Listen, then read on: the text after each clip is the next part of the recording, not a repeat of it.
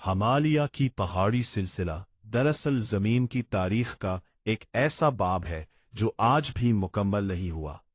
अगर हम जमीन को एक जिंदा निजाम के तौर पर देखें तो हिमालय इसके एक्टिव चैप्टर की तरह है, जहां कहानी खत्म नहीं हुई बल्कि मुसलसल लिखी जा रही है। ये सिर्फ पत्थरों और बर्फ का मजमुआ नहीं, बल्कि जमीन के अंदर जारी ताकतवर अर्जियाती अमल का नतीजा है, जो लाखों साल से जारी है और आज भी जारी है। जमीन की बैरूनी तह एक ठोस मगर हरकत पजीर खौल पर मुश्तमिल है, जिसे लेथोस्फेयर कहा जाता है। ये खौल एक बड़ी इकाई नहीं बल्कि कई बड़ी और छोटी प्लेट्स में तकसीम है। इन प्लेट्स के नीचे जमीन का अंदरूनी हिस्सा इंतहाई गर्म और मुतहर्रिक है, जहां कन्वेक्शन करंट्स यानी हरारत की गर्दिश इन प्लेट्स को आहिस्ता आहिस्ता हरकत देती है। यही हरकत जमीन पर पहाड़ों, समंदरों, जलजलों और बराज़मों की शक्ल मुतय्यन करती है। तकरीबन 25 करोड़ साल पहले जमीन पर एक अजीम बराज़म मौजूद था, जिसे पैंगिया कहा जाता है। वक्त के साथ ये बराज़म टूटकर मुख्तलिफ हिस्सों में बंट गया। इन्हीं हिस्सों में से एक हिस्सा आज का हिंदुस्तानी खित्ता था, जो एक आज़ाद टेक्टोनिक प्लेट की सूरत में जुनूबी निस्फ़े करे में वाक़ था। इसके शुमाल में एक वसी समंदर मौजूद था, जिसे टेथिस सी कहा जाता है। ये समंदर आज के हिमालय के मकाम पर मौजूद था। हिंदुस्तानी प्लेट वक्त के साथ शुमाल की तरफ हरकत करने लगी। ये हरकत इंसानी जिंदगी के पैमाने पर बहुत सुस्त है, लेकिन अर्जियाती पैमाने पर यह इंतहाई तेज तस्वुर की जाती है, तकरीबन 15 सेंटीमीटर सालाना। करोड़ों साल तक ये मुसलसल हरकत जारी रही और आखिरकार ये प्लेट यूरेशियन प्लेट से टकरा गई। यही टकराव हिमालय की पैदाइश का बुनियादी सबब बना। जब ये दो अजीम प्लेट्स आपस में टकराई तो कोई आम हादसा नहीं हुआ, बल्कि जमीन की सतह पर एक वसी पैमाने का दबाव पैदा। हवा, समंदरी तहे में मौजूद चट्टानें, मिट्टी और तिलछट सेडिमेंट्स शदीद दबाव की वजह से ऊपर की तरफ उठने लगे। ये अमल लाखों साल तक जारी रहा और आहिस्ता आहिस्ता एक अजीम पहाड़ी सिलसिला वजूद में आया, जिसे हम आज हिमालय के नाम से जानते हैं।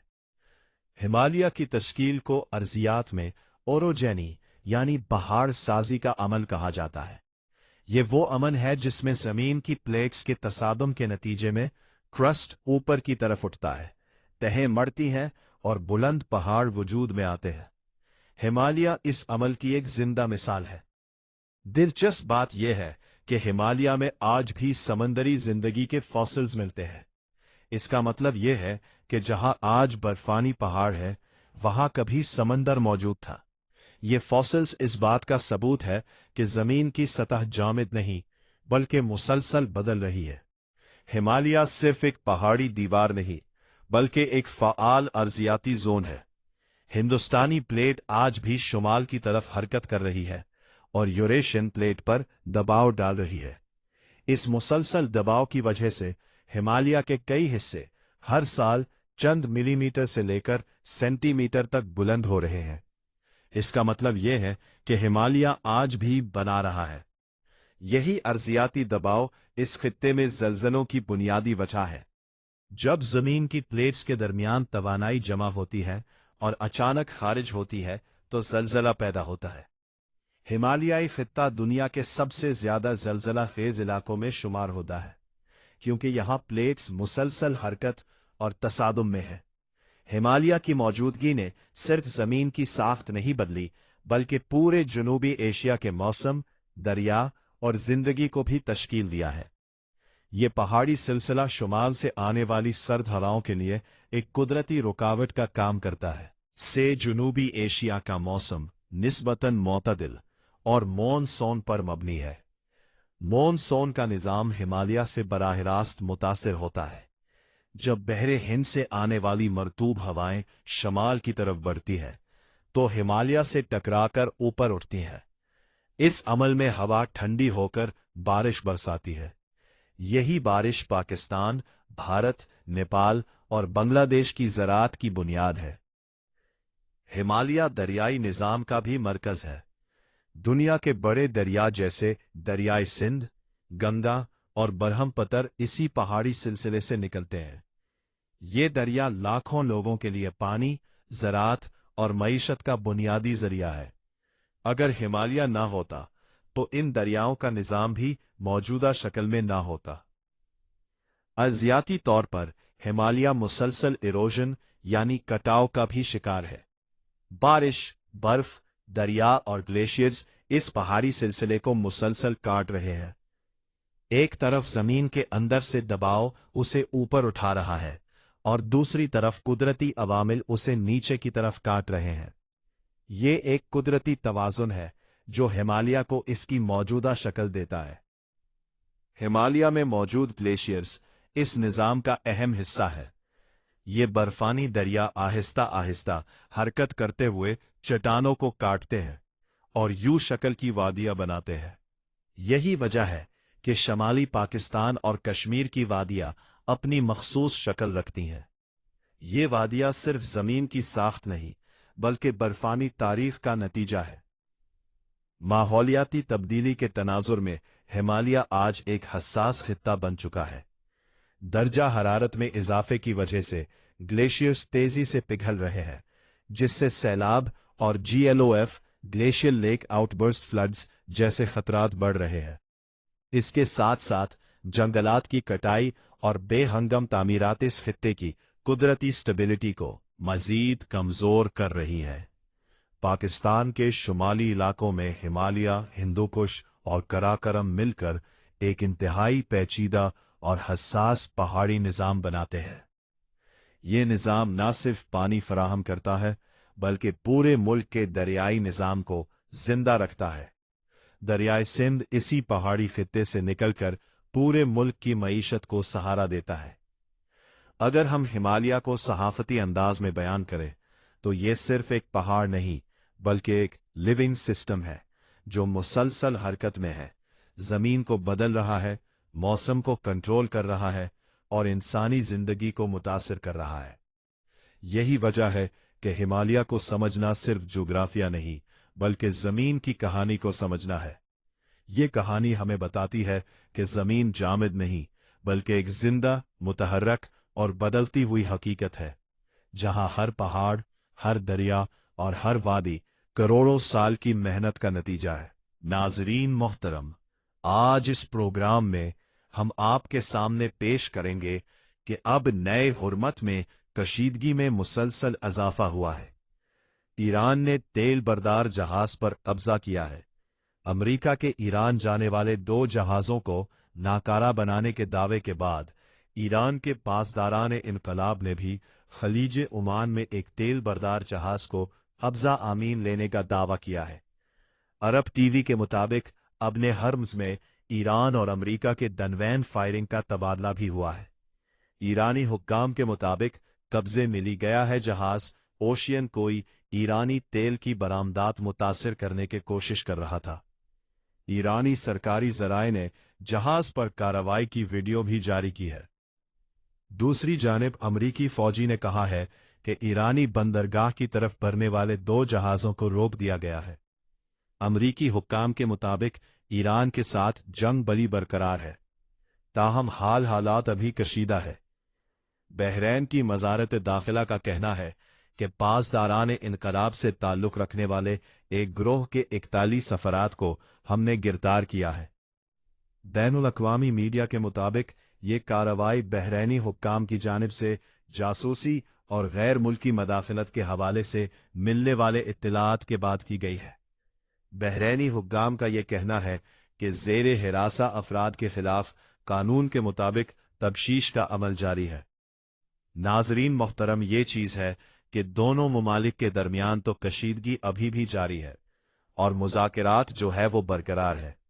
मुज़ाकरात जो नाइलाग मौजूद है दोनों मुमालिक के दरमियान बातचीत के हवाले से, लेकिन दोनों तरफ से एक दूसरे के खिलाफ अपने हर्म्स में एक दूसरे के जो भेरी बेले हैं उस पर हमले जारी है।